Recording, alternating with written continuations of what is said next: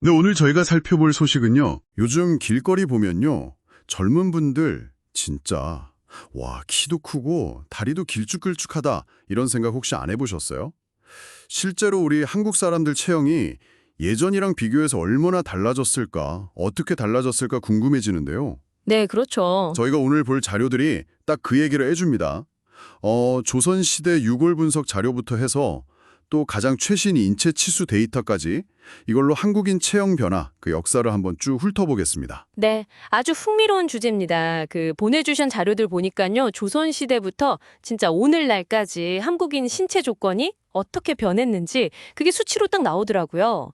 단순히 뭐 키 컸네 이게 아니고요. 신체 비율이 어떻게 변했나, 또 왜 변했나, 그리고 그게 결국 우리가 사는 공간, 뭐 의자라든지 이런 생활 환경 디자인에는 또 어떤 영향을 줬나, 이런 걸 다 볼 수 있겠더라고요. 네네. 핵심적인 내용들 위주로 한번 짚어보시죠. 그럼 제일 먼저 눈에 띄는 게 역시 키인데요. 조선시대 평균 키가 남자는 161.1cm, 여자는 148.9cm. 이랬다는 데이터가 있네요. 네. 근데 진짜 놀라운 건 이게 조선 전기부터 구한 말까지 거의 한 400년, 그동안 큰 변화가 없었다는 거예요. 맞습니다. 거의 뭐 정체 상태였다 이렇게 볼 수 있는 거죠.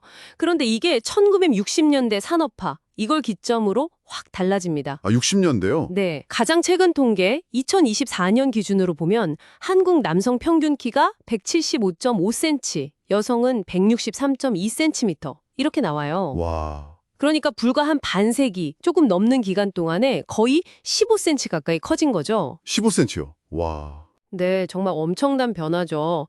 이걸 세계적으로 비교해보면 남성은 195개국 중에 66위, 여성은 59위, 뭐 중상위권 정도 됩니다. 아, 중상위권. 생각보다 꽤 높네요. 그러면 그렇게 키가 수십 년 만에 확 커졌다면 몸의 다른 비율, 뭐 예를 들면 다리 길이 같은 거요? 이것도 같이 변했을까요? 흔히 롱다리 됐다고 하잖아요. 네네, 그것도 데이터로 딱 확인이 돼요. 정부기관 중에 국가기준표준원이라고 있잖아요. 네, 알죠. 거기서 주기적으로 한국인 인체 치수 조사를 하거든요. 그걸 보면 키에서 다리 길이가 차지하는 비율이 계속 높아졌어요. 예를 들어서 2004년하고 2021년 사이만 봐도 남자는 43.7%에서 45.3%로 늘었고 여성은 44.4%에서 45.8%로 다리 비율이 더 증가한 거죠. 오, 그러니까 상체보다는 하체가 상대적으로 더 길어지는 그런 경향성이 뚜렷하게 나타납니다. 흔히 말하는 서구형 체형 변화라고 볼 수 있겠죠. 와, 진짜 수치로도 나오는군요. 신기하네요. 근데 혹시 머리 크기 비율은 어때요? 다리만 길어지고 머리 크기나 비율은 그대로인가? 아니면 그것도 좀 서구적으로 변했나 궁금한데요. 아, 그 부분은 결과가 좀 달라요. 이게 또 상당히 재미있는 지점인데 키 대비 머리 길이 비율, 이걸 두신지수라고 하거든요. 두신지수요. 아, 네, 이 수치는 1990년대 이후로 거의 7.2에서 7.3 수준, 여기서 거의 변동이 없어요. 머리 너비 지수 같은 것도 여전히 동양인 평균 범주에 속하고요. 아 정말요? 네, 그러니까 키 커지고 다리 길어지는 와중에도 한국인 고유의 어떤 머리 몸 비율 같은 특징은 그대로 가지고 있다, 이렇게 해석할 수 있는 거죠. 이야, 그렇군요. 전체적인 모습은 변해도 고유한 비율은 남아있다니. 그럼 대체 뭐가 이렇게 짧은 시간에 엄청난 변화를 가져온 걸까요? 유전자가 갑자기 막 달라진 건 아닐 테고.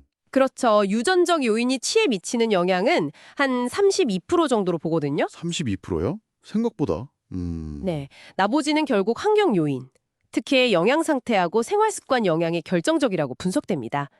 1960년대 이후의 급격한 성장은 이 영양 상태의 혁명적인 개선, 이거랑 직접 연결돼요. 영양 상태요? 자료를 보면 1인당 연간 육류 소비량이요. 1970년에는 5.2kg이었어요. 5.2kg. 근데 2015년에는 47.6kg, 거의 9배 이상 늘었죠. 9배요? 와. 그리고 같은 기간에 우유 소비량은 연간 1.6kg에서 71.6kg으로 늘었어요. 이건 뭐 40배가 넘죠. 와, 40배. 우유를 정말 많이 마시게 됐군요. 네, 그러니까 이런 식단의 변화가 성장의 아주 핵심적인 동력이었다? 이렇게 보는 거죠. 이야, 먹는 게 정말 중요했네요. 어쩐지 요즘 아이들 보면 정말 발육이 다르다 싶더니 다 이런 배경이 있었군요. 그럼 이런 신체 변화가 우리가 사는 공간이나 뭐 쓰는 물건들에도 영향을 미치지 않았을까요? 네, 당연히 미쳤죠. 그 영향이 우리 주변에 아주 구체적으로 나타나고 있어요.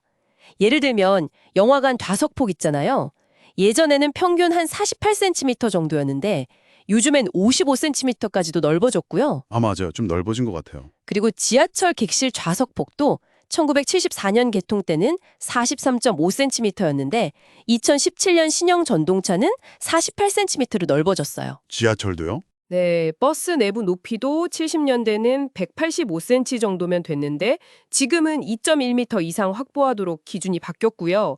아파트 천장 높이도 예전엔 보통 2.3m였는데 요즘은 2.5m까지 높아지는 추세고요. 와, 전부 다 우리 한국 사람들 평균 체형이 퍼진 걸 반영한 결과죠. 진짜 흥미롭네요.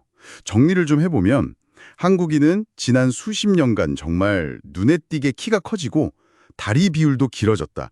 특히 1960년대 이후에 식생활이 개선되면서 영양 공급이 늘어난 게 결정적이었고 네, 맞습니다. 그 결과로 우리가 매일 이용하는 뭐 의자나 집 천장 높이 같은 생활 공간 디자인까지 바뀌고 있다. 이런 거네요.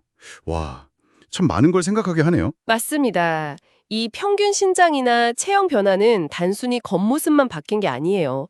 그 사회의 어떤 영양 상태, 보건 수준, 또 전반적인 생활 수준이 얼마나 향상됐는지를 보여주는 중요한 지표이기도 하고요. 유전적인 잠재력이 있었지만 환경적인 요인, 특히 영양이 뒷받침되면서 이렇게 발현될 수 있었다는 걸 보여주는 거죠. 네, 그렇죠. 여기서 한 걸음 더 나아가서 이런 질문도 던져볼 수 있을 것 같아요. 앞으로도 이런 체형 변화가 계속된다면 혹은 뭐 또 다른 방향으로 변화한다면 미래 한국 사회의 어떤 미적 기준이라든지 패션, 제품 디자인, 또 건축이나 공간 설계에는 또 어떤 새로운 요구가 생겨나고 변화를 가져오게 될까? 이 질문에 대한 답을 한번 상상해 보시는 것도 굉장히 흥미로운 탐구가 되지 않을까 싶습니다. 기자님, 오늘도 함께 해주셔서 감사합니다. 네, 감사합니다. 다음 에피소드에서 뵙겠습니다.